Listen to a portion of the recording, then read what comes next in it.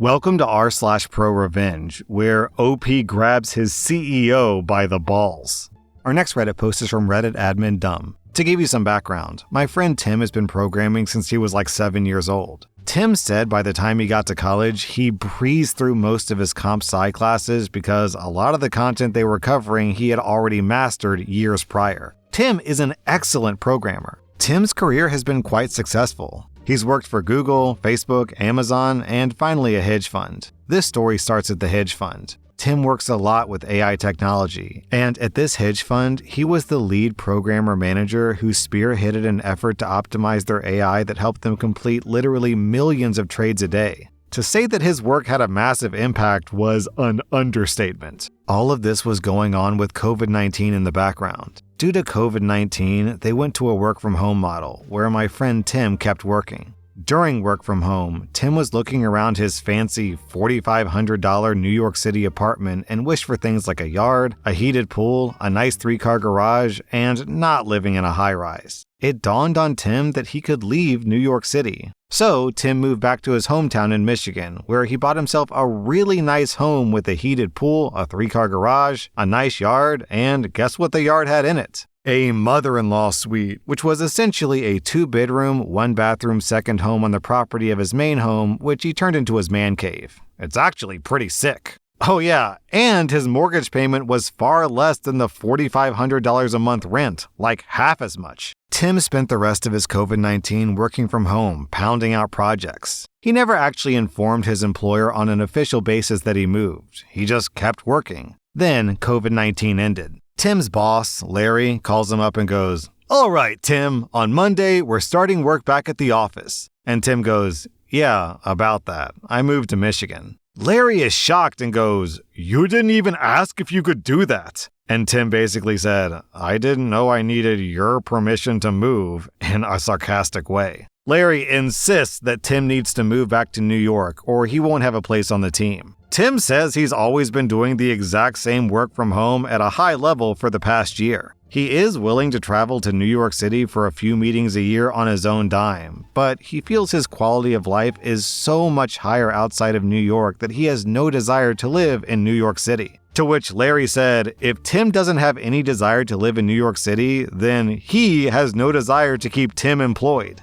Now, dear Reddit, what do you think a talented senior programmer with over a decade of experience, who specializes in AI technology, is going to say to a response like that? If you're thinking he quits, you'd be absolutely right he quits. Now, anyone who's done any programming knows that sometimes the best person to maintain the code is the person who wrote the code. There's logic, there's thought processes, there's so much that goes into programming that can be so individualistic that it can be hard for someone to take over code base that they didn't write. 6 weeks go by when John, the CEO of the hedge fund, calls Tim. John gets Tim to agree to consider coming back. So that's when John suggests they fly Tim to New York City and he sits down with the CEO. Tim, however, flipped the switch and said, "No, how about you fly out to Michigan and we discuss this?" Tim said that because he wanted to establish if he was going to come back, it was going to be him working from Michigan. And if he was going to talk about employment, it was going to be done in Michigan. The CEO agreed, and 2 days later, he flew out to meet Tim.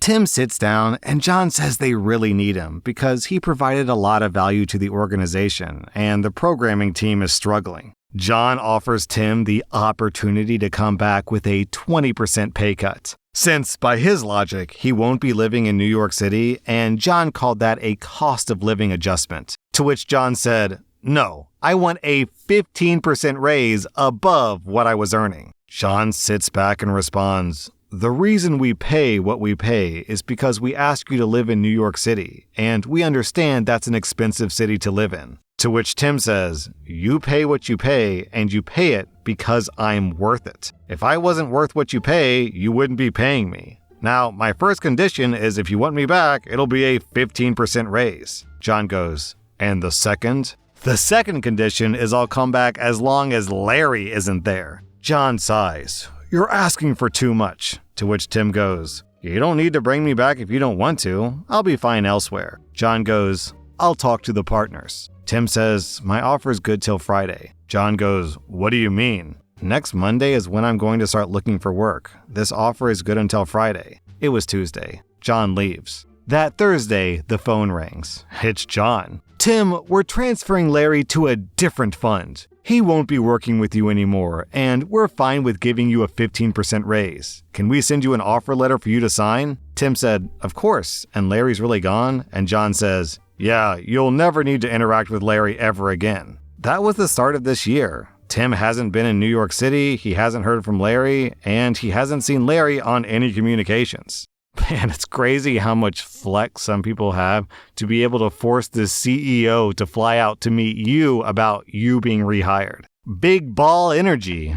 Our next Reddit post is from Tough Plankton. A few years back, my old car was on its last legs. My mechanic said that it wouldn't last much longer, and the best thing to do was sell it cheap and move on before it gave out and was ready to be scrapped. I loved that little car, but I put it up on Craigslist for $500 and got a bite. The guy buying it was in his 20s with a pregnant wife, and his dad was footing the bill. It was clear that it was sold as is, and I couldn't make any promises about its longevity. The buyer said that if it lasted 6 months, he'd be happy with the purchase, so he signed the bill of sale and I handed over the title. I immediately went to the DMV website and registered it as a sale and assumed that he would finish the process by transferring the title. Turns out I was wrong about 2 things. The car lasted much longer than 6 months, and he didn't bother to pay the $77 to transfer the title. I discovered this when I received a photo radar ticket for running a red light. I was confused because the street was way across town in an area I rarely visit. When I went online to view the high-res traffic cam photos, I found that it was the buyer in my old car. But my name was still attached to the plates. After some serious cursing, I copied all the records, dates, bills of sale, etc., and mailed copies off to the courthouse. It was his citation, but I had to prove it in court. 2 weeks later, I get another letter from the fuzz. Another ticket,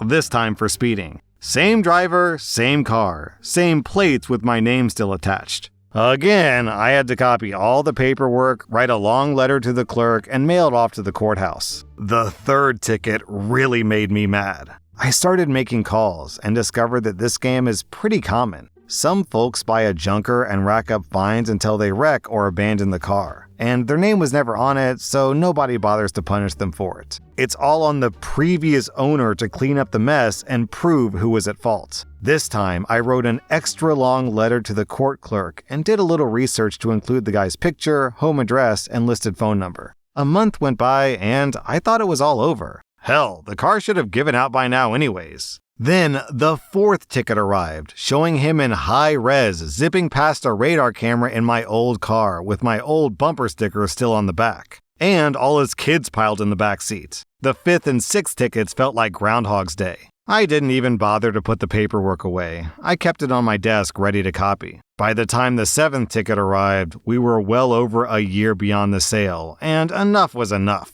This wasn't just some dude forgetting to do some paperwork or not knowing the right way to go about buying a car. This was intentional. It was time for some pro-revenge. First, I called the police, and after a week of back and forth, finally spoke with a traffic cop who said enough is enough and went to pay the guy a visit. He said he couldn't disclose what would happen during the discussion, but the total amount of the likely unpaid traffic tickets was enough to get his attention. The tickets and late fees were several times the value of the car. That wasn't enough.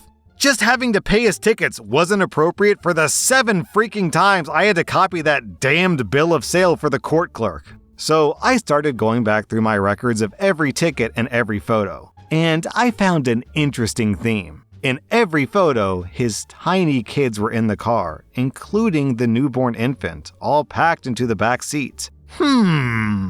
I called Child Protective Services anonymously. I only provided information that was 100% factual and verifiable. The ticket showed that this guy was operating an identity fraud scheme out of his home, essentially stealing my identity and who knows how many others. His children were present throughout. Furthermore, he regularly violated traffic rules and put his children in serious danger by speeding, running red lights, and committing other traffic violations. If he was doing this stuff so often in front of a big white camera, how do you think he was driving when he wasn't being watched? I gave them all the evidence I had of 3 small children in repeated dangerous and illegal situations, all of which were verifiable by photo evidence and court documents. After that, I stopped getting traffic tickets from them. Maybe the car finally gave out. Our next Reddit post is from Three-Eyed Ghoul. Way back in 2006, during my first year in high school, I was bullied by this new guy in class, Billy.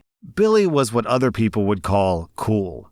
He's got the looks, the height, and most importantly, the manipulative personality. This guy tormented my 4 years in high school with daily bullying. Calling names, threatening physical contact, humiliating me in front of other people, and spreading false rumors about me are just some of the things that I went through. The reason? I don't know. He probably never had a dog in his life. Fast forward, we finished our high school and I moved to another city to study for college. As for Billy, I don't know what happened to this guy, and I didn't really care. I went from a shy introvert guy to an outgoing, everyone's my friend type of person during college, where I finished my degree in dental medicine in 2016. I became really active regarding my profession through community works and civic actions, and expanded my connections. After a year, my high school was about to reach its 50th founding anniversary, and the Alumni Association was planning for a grand reunion. I was added to the group regarding this event in Facebook, and there I saw Billy's profile. He did not make it great in life, regularly changing jobs, most of the time unemployed, and a wife engaging in illegal activities in which he takes part. Now, the illegal activities I mentioned here is performing dental work without a license for a very cheap price. They installed braces for $60 USD to curious teenagers and adults alike.